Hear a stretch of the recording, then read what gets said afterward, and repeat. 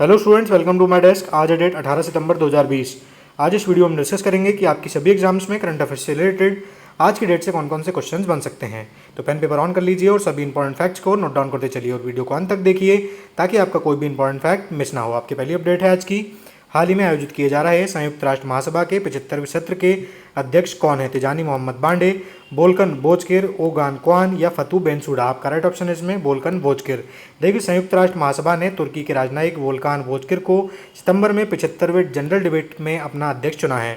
Bozkir general assembly का मुखिया बनने वाले पहले तुर्की नागरिक हैं। उनके इस साल सितंबर में पद संभालने और एक साल के लिए पद संभालने की उम्मीद है। 2019-20 के 74वें सत्र के लिए घाना से पहली सीट पर तिजानी मोहम्मद बांडे अब तक इसके अध्यक्ष थे। ठीक है, बात कर लेते हैं संयुक्त राष्ट्र महासभा की। तो 1945 में इसका गठन किया गया था। न्यूयॉर्क में मुख्यालय है। 193 इसके वर्तमान में सदस्य हैं। इसको आप नोट डाउन करेंगे और याद रखेंगे। नेक्स्ट अपडेट है आज की आपकी। हाल ही में G20 देशों की पर्यावरणीय मंत्री स्तरीय बैठक किस देश के प्रमुख की अध्यक्षता में आयोजित की जा रही है? इटली, भारत, रूस या सऊदी अरब? आपका राइट ऑप्शन है इसमें सऊदी अरब। देखिए, G20 देशों की पर्यावरण मंत्री स्तरीय हाल ही में वीडियो कॉन्फ्रेंसिंग के माध्यम से ये बैठक संपन्न हुई है। भूमि अवक्रमण को कम करने के लिए वैश्विक पहल का उद्देश्य अन्य SDG की उपलब्धि पर स्वाभाविक प्रभाव को ध्यान में रखते हुए G20 सदस्य राज्यों के भीतर दुनिया भर में भूमि अवक्रमण को रोकने, मौजूदा ढांचे के कार्यान्वयन को मजबूत करना इसका प्रमुख उद्देश्य है। Global coral reef R&D accelerator platform एक नवीन क्रियान्मुख पहल है जिसका कि उद्देश्य वैश्विक अनुसंधान और विकास कार्यक्रम तैयार करना है जो कि कोरल रीफ्स संरक्षण को बढ़ाने के लिए अनुसंधान, नवाचार और क्षमता निर्माण को आगे बढ़ाता है। बात कर लेते हैं सऊदी अरब की। तो राजधानी है रियाद, मुद्रा है सऊदी रियाल। इतना आपको उस क्वेश्चन में याद रखना है। नेक्स्ट अपडेट है आज की आपकी। बैंकिंग विनियमन अधिनियम 2020 के अनुसार सहकारी बैंकों को निम्न में से किसके पर्यवेक्षण अधीन लाना है? SBI, RBI, सेबी या नाबार्ड? आपका राइट ऑप्शन है इसमें RBI के नीचे। देखिए, 1965 से ही RBI के पास में सहकारी बैंकों को जो विनियमन है वो इसके द्वारा RBI करता है। परंतु अभी क्या है कि सरकार का लक्ष्य इनके कामकाजों में सुधार लेके आना है, इसलिए बैंकिंग विनियमन कानून में संशोधन किया गया है। केंद्रीय मंत्रिमंडल ने 2020 में इससे संबंधित एक अध्यादेश को मंजूरी दी थी और साथ ही वाणिज्यिक बैंकों पर लागू होने वाले प्रावधानों को भी सहकारी बैंकों पर भी प्रभावी कर दिया गया था। इसे भी आप नोट डाउन करेंगे। इससे सहकारी बैंकों में अपना पैसा जमा करने वाले आम लोगों के हितों की रक्षा होगी। बात कर लेते हैं RBI की यानी कि रिजर्व बैंक ऑफ इंडिया की। तो 1935 में इसकी स्थापना हुई थी। शक्तिकांत दास वर्तमान में गवर्नर हैं और मुख्यालय मुंबई में है। इतना आपको उस क्वेश्चन में याद रखना है। नेक्स्ट अपडेट है आज की आपकी। हाल ही में भारत ने किस देश के साथ में रक्षा प्रौद्योगिकी सहयोग हेतु स्टेटमेंट ऑफ इंटेंट पर हस्ताक्षर किए हैं? जापान, अमेरिका, फ्रांस या रूस? आपका राइट ऑप्शन है इसमें अमेरिका। देखिए, भारत और अमेरिका ने 15 सितंबर 2020 को 10वीं रक्षा प्रौद्योगिकी एवं व्यापार पहल की आभासी समूह बैठक के दौरान में रक्षा प्रौद्योगिकी सहयोग पर बातचीत को मजबूत करने के लिए एक स्टेटमेंट ऑफ इंटेंट यानी कि आशय बयान पर हस्ताक्षर किए हैं। इस बयान में सैन्य उपकरणों के सहउत्पादन, सहविकास के अवसर पैदा करने की भी बात की गई है। US under secretary of defence for acquisition and sustainment Shri Ellen Lord और सचिव रक्षा उत्पादन रक्षा मंत्रालय भारत सरकार श्री राजकुमार के द्वारा इस स्टेटमेंट ऑफ इंटेंट पर हस्ताक्षर किए गए थे। ठीक है, बात कर लेते हैं अमेरिका की। तो राष्ट्रपति हैं डोनाल्ड ट्रंप। वाशिंगटन DC राजधानी है और स्थापना हुई थी 1776 में। ब्रिटेन से इसको स्वतंत्रता मिली थी। इसे भी आप याद रखेंगे। नेक्स्ट अपडेट है आज की आपकी। हाल ही में लोकसभा सांसदों के वेतन से कितनी कटौती किए जाने का प्रस्ताव पारित किया गया है? 15%, 22%, 27% या 30%? आपका राइट ऑप्शन है इसमें 30% यानी कि 30%।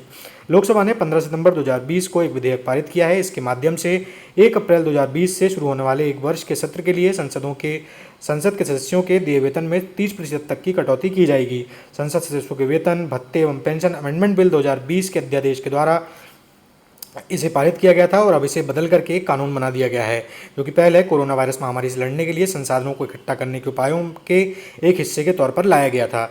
ठीक है, इतना आपको इस क्वेश्चन में से याद रखना है। नेक्स्ट अपडेट है आज की आपकी।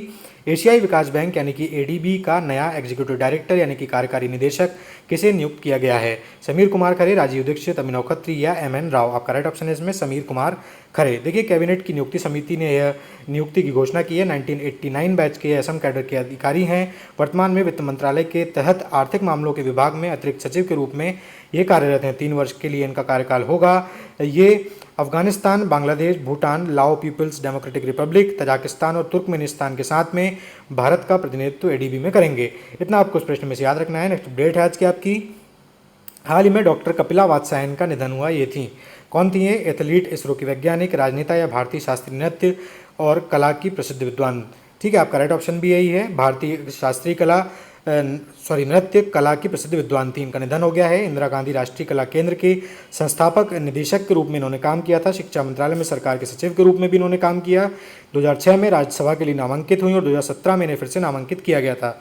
उनकी लिखी कुछ किताबों में, इन किताबों को आप नोट डाउन कर लीजिएगा, पूछ सकते हैं आपसे एग्जाम में। The square and the circle of Indian arts, Bharat the Natyashastra, dance in India, Indian painting and the transmutation and transformation, learning through the arts in Asia.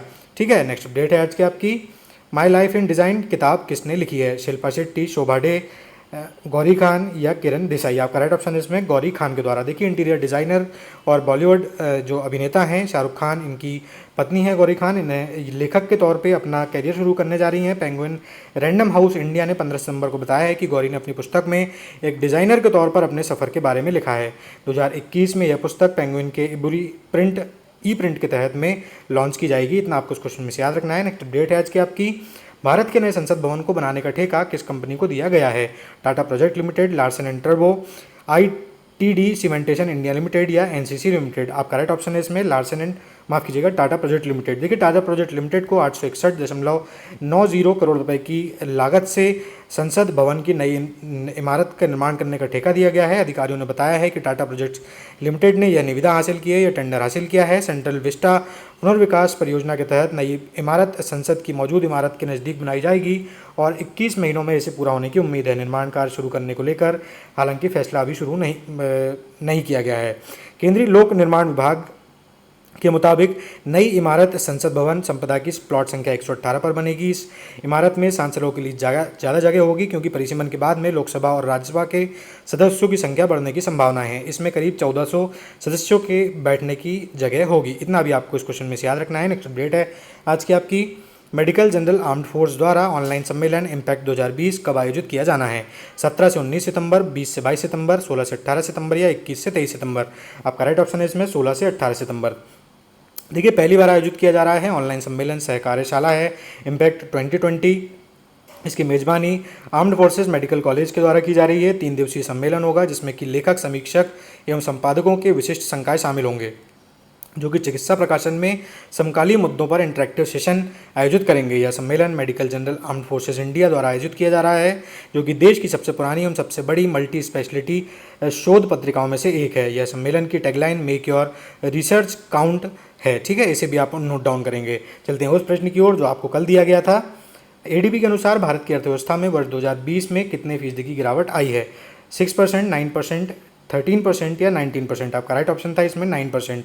देखिए, 15 सितंबर 2020 को एडीबी के द्वारा यह घोषणा की है कि वर्ष 2020 में भारत की अर्थव्यवस्था में 9% तक की गिरावट आने की उम्मीद है, जो कि 4 महीने के पहले इस बैंक द्वारा पूर्वानुमानित 4% गिरावट से भी ज़्यादा बदतर है।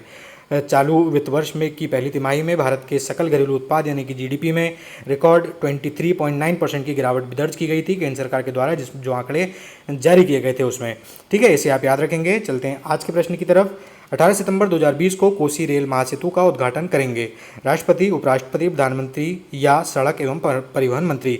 मैं आज आपसे फिर से एक बार कहूँगा दोस्तों कि जब भी आप अपना उत्तर कमेंट बॉक्स में लिखा करें तो जितना हो सके उतना डिटेल में उस उत्तर को लिखा कीजिए, क्योंकि कोई भी चीज़ जब आप एक बार डिटेल में लिख देते हैं तो दोबारा फिर आप उसे कभी भूलते नहीं हैं। आज के वीडियो में दोस्तों बस इतना ही। अगर आपको वीडियो पसंद आए तो आप उसे लाइक कर सकते हैं, वीडियो को शेयर कर सकते हैं और चैनल को सब्सक्राइब करना बिल्कुल ना भूलिए। जुड़े रहने के लिए धन्यवाद।